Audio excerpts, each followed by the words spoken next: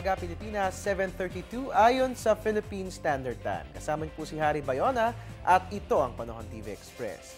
Mga kabayan, sa pag-iral ng hanging amihan sa ating bansa, mahalagang malaman ano nga kayang idudulot nito sa lagay ng ating temperatura at sa lagay ng ating panahon. Silipin po natin yan at tayo'y mag-temperature check. Dito nga po sa atin sa Luzon, sa Puerto Princesa, mataas pong temperatura. Meron tayong 26 to 32 degrees Celsius. Maaasahan pong partly cloudy skies dyan. Habang sa Baguio City naman po mababa pong temperatura. Meron tayong 13 to 22 degrees Celsius at makaaasa po dyan ng passing light rains. Wala pong dapat alalahanin. Dagli ang mga pag-ulan lamang po yan. Puntahan po natin ang Visayas, Iloilo at Bacolod ay mataas pong temperatura at ganyan din po ang aasahang temperatura sa Metro Cebu.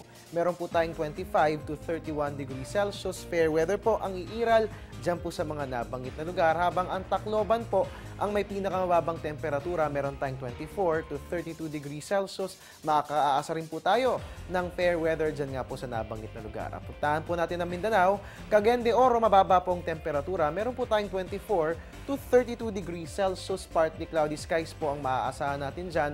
Habang ang Zamboanga naman po may pinakamataas na temperatura, meron po tayong 25 to 33 degrees Celsius. Partly cloudy skies po ang maaasahan dyan. At yan nga po ang aasahang lagay ng temperatura at lagay ng panahon sa buong bansa para sa araw ng Sabado. Magbabalik po ang Panahon TV Express makalipas ang isang paalala.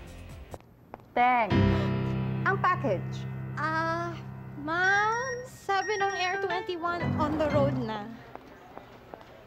Ano, Teng? Ang package. Ma'am, sabi ng Air 21 na receive na. Okay, very good. Basta padala, sagot ka ng Air 21. May real-time delivery updates via text para worry-free ka. Teng, ang package, napadala mo na? Yes, ma'am, sa Air 21. Sa Air 21, sagot ko, padala mo.